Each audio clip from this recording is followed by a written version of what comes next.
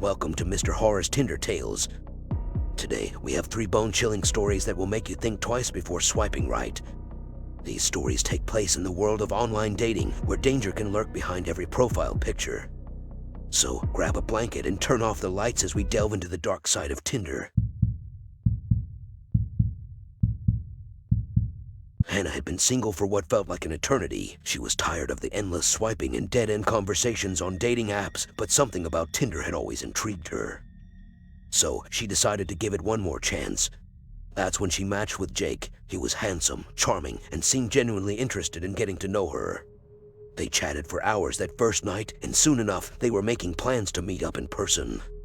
Hannah was a bit nervous about the whole thing, but Jake was insistent that he was a nice guy and that she had nothing to worry about.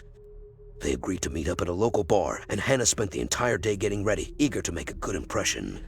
As she walked into the bar that night, Hannah's nerves began to fade away. Jake was even more attractive in person, and he greeted her with a warm smile and a hug. They spent the next few hours chatting and laughing over drinks, and before she knew it, it was last call. As they said their goodbyes outside the bar, Jake leaned in for a kiss. It was electric, and Hannah felt like she was on cloud 9. She agreed to a second date before heading home, giddy with excitement. But as she settled into bed that night, something felt off. She couldn't quite put her finger on it, but she felt like she was being watched. She shook it off as nerves and fell asleep, but the feeling would only grow stronger in the days to come. Hannah and Jake's second date was just as perfect as the first. They went for a hike in the nearby woods, and Jake surprised her with a picnic lunch he had packed himself. It felt like they had known each other for years, and Hannah was quickly falling for him. But as the sun began to set and they made their way back to the car, Hannah couldn't shake the feeling that someone was following them. She turned around, but there was no one there. Jake noticed her unease and put his arm around her, reassuring her that everything was okay. The feeling persisted, though, and Hannah couldn't shake it for the rest of the night. When she got home, she tried to brush it off as paranoia and went to bed, but she couldn't shake the feeling that she was being watched. Over the next few weeks, Jake became increasingly possessive. He wanted to see her all the time, and he would get upset if she made plans with anyone else. At first, Hannah thought it was just a sign that he really liked her, but the feeling of being watched only grew stronger. One night, as she was getting ready for bed, Hannah noticed something strange on her phone. There was a message from Jake, but it wasn't anything he had sent her. It was a screenshot of a private conversation she had been having with a friend, and the message was from someone she didn't recognize. It simply said, "I'm watching you." Hannah was terrified. She didn't know who this person was or how they had gotten access to her private messages. She tried to call Jake, but he didn't answer. She sent him a frantic message, begging him to call her back, but there was no response. As she lay in bed that night, Hannah felt like she was being suffocated. She couldn't escape the feeling of being watched, and the thought of someone having access to her private conversations was enough to make her want to crawl out of her own skin. She didn't know what to do, but she knew she couldn't just sit and wait for something to happen. The next morning, Hannah went to the police. She showed them the message and the screenshot, and they took her statement. But there was little they could do without more information, and Hannah had no idea who could be behind it. Days turned into weeks, and the feeling of being watched only intensified. Hannah had started to isolate herself, avoiding social events and staying inside as much as possible. She had even deactivated her Tinder account, but she couldn't shake the feeling that someone was still watching her. One night, as she was walking home from the grocery store, Hannah heard footsteps behind her. She turned around, but there was no one there. The footsteps continued, though, and Hannah began to run. She didn't stop until she reached her apartment, and even then she didn't feel safe. It wasn't until weeks later that Hannah received a message from Jake. He apologized for his behavior and explained that he had been struggling with mental health issues. He had been the one watching her, he said, but only because he was afraid she would leave him if he wasn't always there. Hannah was torn between relief and anger. She had felt like she was losing her mind, and now she had an explanation for everything. But at the same time, she couldn't believe that someone she had trusted could do something like that. In the end, Hannah decided to cut ties with Jake. She couldn't forgive him for what he had done, and she knew she needed to move on with her life. But the experience had left its mark on her, and she knew she would never feel completely safe again.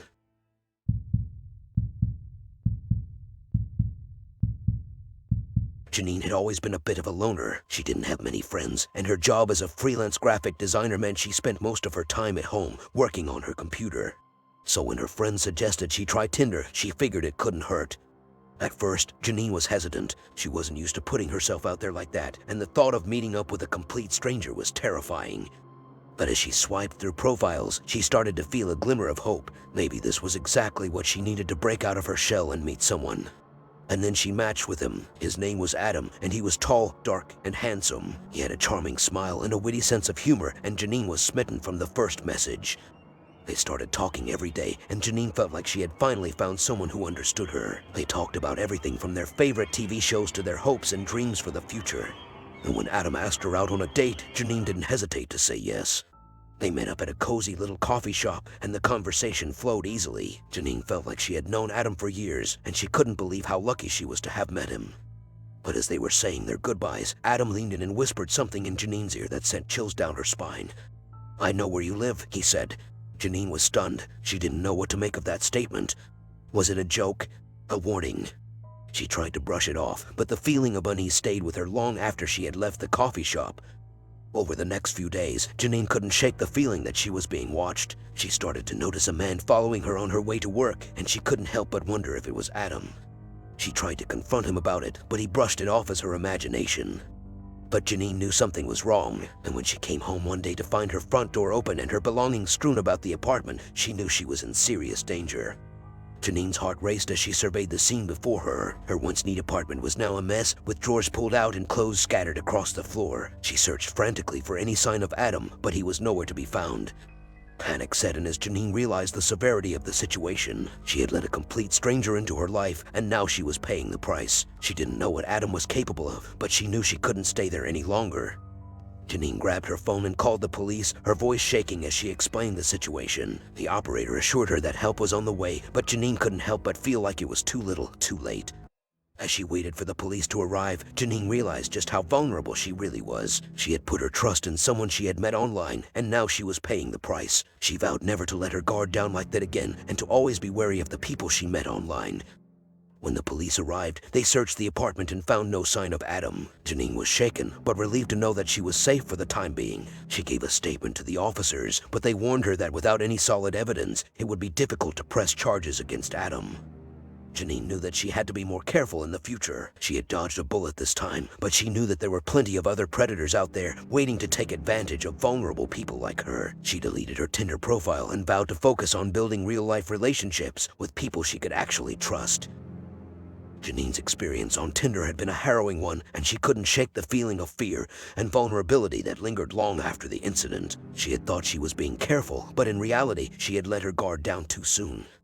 She spent the next few weeks in a state of heightened awareness, constantly looking over her shoulder and second-guessing everyone she met. Her once open and friendly demeanor had been replaced by a cautious and guarded one, and she found it hard to trust anyone, even though she had known for years. But slowly, Janine began to realize that not everyone was out to get her. She started to rebuild her social life, connecting with old friends and making new ones through mutual interests and hobbies. And as she began to let her guard down once again, she discovered that there were plenty of people out there who were kind, trustworthy, and genuine. Janine's experience on Tinder had taught her a valuable lesson that the online world was not always a safe place, but it had also shown her that there was still hope for finding meaningful connections, as long as she approached them with caution and a healthy dose of skepticism. As she closed the door on that chapter of her life, Janine felt a sense of relief and gratitude for the people who had supported her through it all. She knew that she would never forget the horror of her Tinder experience, but she was determined to move forward with a newfound sense of strength and resilience. Linda had never been lucky in love. She was tired of going on dates with guys who only wanted one thing, and she was beginning to lose hope that she would ever find her soulmate. So when her friend suggested she try Tinder, Linda was hesitant at first, but eventually decided to give it a shot. After swiping through countless profiles, Linda finally matched with a guy named Terry. He seemed different from the other guys she had talked to on the app. He was charming, had a great sense of humor, and seemed genuinely interested in getting to know her. Their conversations quickly became the highlight of Linda's day. They talked about everything from their favorite hobbies to their hopes and dreams for the future. And before long, Terry asked Linda out on a date. They agreed to meet at a trendy bar downtown. When Linda arrived, she was pleasantly surprised to find that Terry was even more attractive in person. They had a great time together, laughing and talking for hours. As the night drew to a close, Terry leaned in to kiss Linda. It was a sweet, tender moment that left Linda feeling giddy with excitement. They made plans to see each other again, and Linda left the bar feeling like she had finally found someone who could make her happy. But as the days went on, Linda started to notice something strange. Terry seemed to be a bit too perfect, always saying the right thing and never putting a foot wrong. It was almost like he was too good to be true. Linda tried to brush off her suspicions, but the feeling of unease only grew stronger. And then, one day, she received a message from Terry that made her blood run cold. "I've been watching you," the message read. "You're even more beautiful in person than you are online." Linda felt a chill run down her spine. She didn't know what to make of Terry's words, but they made her feel incredibly uncomfortable. She tried to confront him about it, but he brushed it off as a joke. Linda couldn't shake off the feeling that something was off about Terry. She started to notice small details that didn't quite add up. For example, he never talked about his personal life or job, and he never seemed to be available during the day. Despite her growing suspicions, Linda was still drawn to Terry. She found herself making excuses for his odd behavior and continued to see him, but the unease she felt never went away. One night, Linda invited Terry over to her apartment for dinner. As they were eating, Terry excused himself to use the restroom. Linda took the opportunity to look through his phone, hoping to find some answers. What she found instead made her heart sink. Terry's real name wasn't Terry at all, it was Adam, and a quick search online revealed that he had a history of stalking and harassment. Linda's mind raced as she realized just how much danger she was in. She didn't know what Adam was capable of, but she knew she needed to get away from him as soon as possible.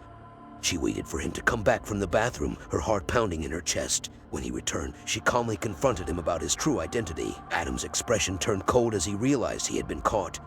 Without a word, he grabbed his coat and stormed out of the apartment. Linda watched him go, grateful to be rid of him but also scared of what he might do next.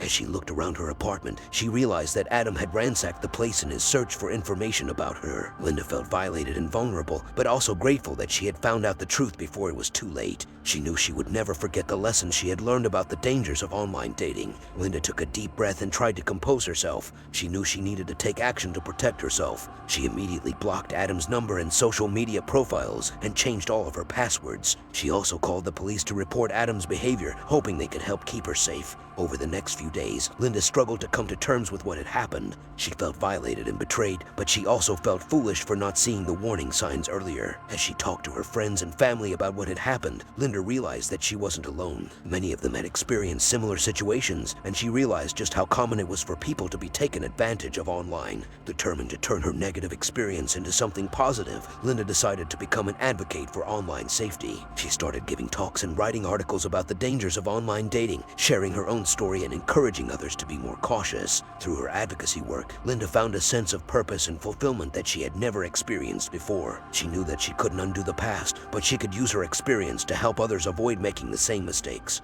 And while Linda still hoped to find love someday, she knew that she would never again let her guard down like she had with Adam. She had learned the hard way that trust should be earned, not given freely. And that concludes our 3 stories of Tinder gone wrong. While online dating can be a convenient and exciting way to meet new people, it's important to always be cautious and mindful of potential dangers. So before you swipe right, make sure to take the necessary precautions to protect yourself. Always meet in public places, let someone know where you're going, and trust your instincts. And if something feels off, don't hesitate to end the conversation or even report the person to the dating app support team. We hope these stories have served as a reminder of the potential risks of online dating and that they have encouraged you to be more vigilant and careful when using dating apps. If you have any stories or experiences of your own, feel free to share them in the comments below. Don't forget to like and subscribe for more content like this. Thanks for watching.